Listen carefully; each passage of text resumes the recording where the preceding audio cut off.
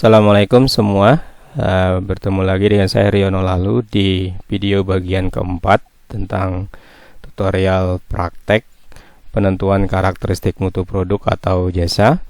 Di video bagian 3 kita sudah sampai pada step 3.2, yaitu menentukan tool dan cara mendapatkan suara customer. Di video 3.2 kita mendapatkan suara customer dengan memanfaatkan survei online atau menggunakan kuesioner dengan pertanyaan terbuka, atau responden bisa menuliskan jawabannya dengan bebas, gitu ya. Nah, di video di bagian 3.3 itu adalah tahap berikutnya setelah responden mengisikan adalah kita melakukan dokumentasi suara customer atau dokumentasi voice of customer. Jadi ini sebenarnya yang dilakukan adalah kita menuliskan apa sebenarnya yang diinginkan oleh setiap customer yang diwakili oleh responden yang sudah kita tentukan di bagian 3.1. Untuk mendapatkan suara responden dengan menggunakan Google Form seperti ini toolsnya, kita bisa lihat di bagian respon atau di Excelnya. Ini adalah respon yang sudah didapat terkait delivery makanan secara online. Nah, jadi di bagian 3.3 ini kita tinggal kopikan, gitu ya. Kita copy, kemudian kita pindahkan ke laporan untuk responden pertama, gitu ya. Nah, jadi voice of customer dari responden pertama yang sudah mengisi kuesioner kita sudah dapatkan. Nah, nanti untuk responden kedua dilakukan hal yang sama, ambil datanya, kopikan ke sini. Begitu seterusnya sampai responden terakhir. Sesuai jumlah responden minimal yang diminta, yaitu ada 10, maka kita kopikan voice of customer dari responden yang ke-10. Nah, jika sudah semua, maka bagian 3.3 selesai. Kemudian berikutnya adalah di bagian 3.4 ya. Nah, di bagian ini kita diminta menentukan customer needs. Jadi customer need itu kita bisa dapatkan dengan cara melihat kembali voice of customer dari bagian sebelumnya, dari setiap responden, ya. Nah, misalnya kalau kita baca ini dari responden pertama, ada suara customer seperti ini. Sudah berapa kali melakukan pembelian makanan secara online? Yang tidak enak itu kalau makanannya ditunggu lama banget, gitu ya. Jadi kita tandai, gitu ya. Bisa kita beri warna yang berbeda. Ini misalnya saya warnai dengan merah, gitu ya. Atau bisa dengan dikasih garis bawah. Jadi ditunggu lama banget, gitu ya. Kemudian berikutnya ada pernyataan malah pernah driver yang ngirim salah memilih jalan, gitu ya. Berarti driver salah memilih jalan, gitu ya. Nah, oke. Nah, kemudian di sini diceritakan kan pesan es kopi. Karena salah pilih jalan, jadi nyampe rumah kopinya tidak terlalu dingin. Jadi ada produk tertentu yang kalau waktunya lama itu berkurang, gitu ya. Jadi ini karena salah jalan, kopinya tidak terlalu dingin, gitu ya. Oke, berarti ini kita tandai juga suara customer ini. Kemudian yang berikutnya, kalau boleh saran sih, pinginnya sering-sering ada diskon. Nah, ini ada diskon ya, kita tandai lagi. Ini kita tandai lagi ada diskon ya, kita kasih garis bawah. Kemudian kadang-kadang kalau kesan makan tuh pingin juga tahu apa kesan dari yang pernah belanja di situ. Kalau nggak enak kan bisa kita antisipasi dengan memilih warung makan yang lain. Berarti bisa ada pilihan warung makan yang lain. Kemudian juga ada kesan dari yang pernah belanja, gitu ya. pesan yang dari yang pernah belanja. Oke, jadi dari satu customer ini yang kita tandai ada 1, 2, 3, 4, 5, 6 ya, ada 6.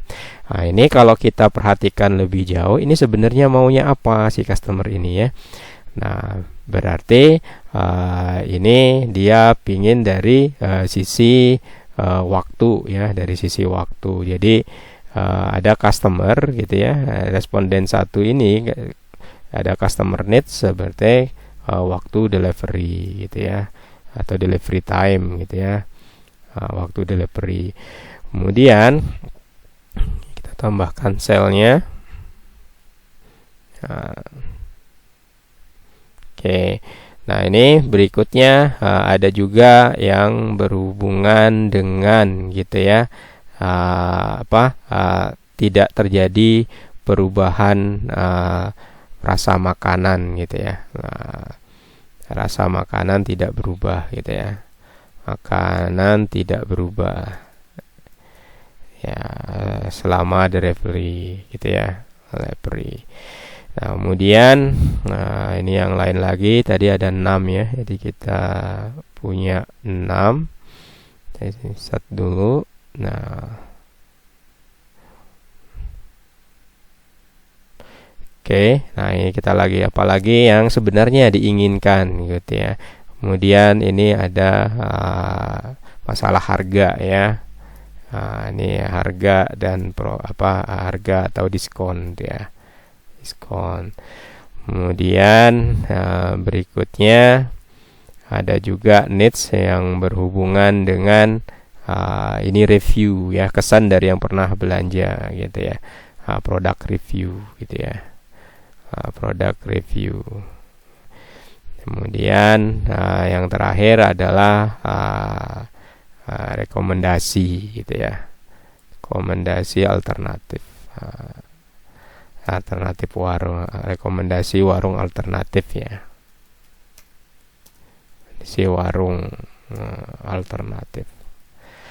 Jadi ini yang kita dapat dari responden pertama, dan 6 needs gitu ya. Nah, ke 6 needs ini nanti jangan-jangan ada 1 atau 2 needs yang berulang gitu ya. Di responden kedua ternyata bunyi lagi walaupun dengan kalimat berbeda, tapi kita simpulkan oh itu waktu delivery. Nah, kita jadi karena ini dari responden 1, ini baru per 1. Kemudian nanti dari responden 2 ternyata muncul lagi waktu delivery. Berarti ini kita tambahkan jadi 2 responden. Nanti responden 3 juga bicara tentang ekspektasi atau needs waktu delivery.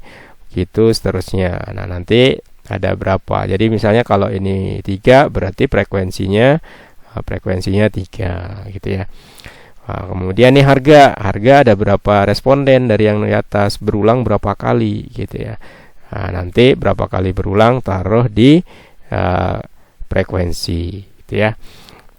Jadi ini untuk mendata customer needs-nya gitu ya.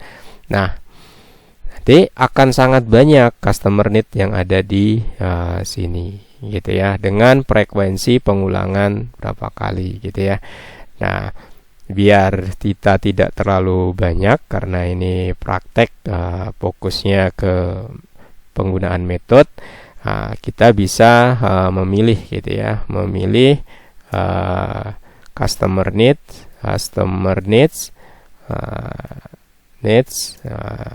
yang gitu ya, yang mempengaruhi 80%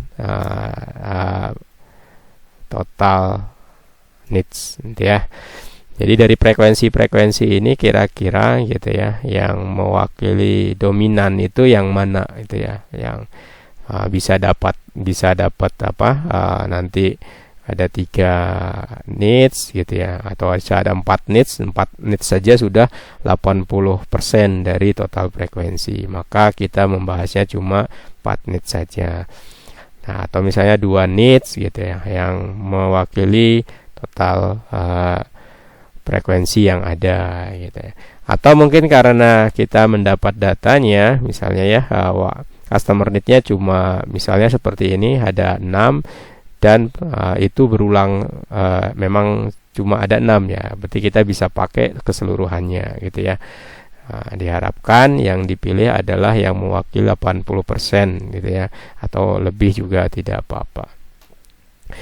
Oke, kemudian yang terakhir di bab 3.5 adalah memetakan customer needs dengan dimensi kualitas. Jadi dimensi kualitas pernah kita pelajari ya, di petunjuk juga sudah ada. Jadi nanti tinggal di copy saja yang ini, yang kita copy, pindahkan ke customer needs gitu ya. Kita pindahkan ke customer needs. Kemudian ini kayak waktu ini misalnya di dimensi kualitasnya masuk ke performance gitu ya. Masuk ke performance gitu ya. Rasa ini mungkin masuk di komponen estetik gitu ya. Estetik gitu ya. Nanti harga itu masuk komponen yang mana dan seterusnya. Nah, untuk materi dimensi kualitas bisa Anda lihat di pertemuan pertama.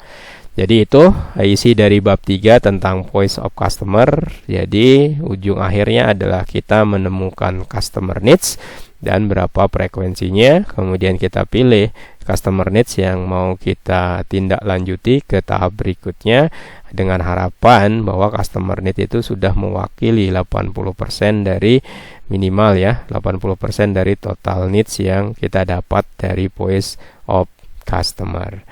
Itu video yang keempat. Kita lanjutkan di video kelima tentang bab 4, yaitu identifikasi quality driver.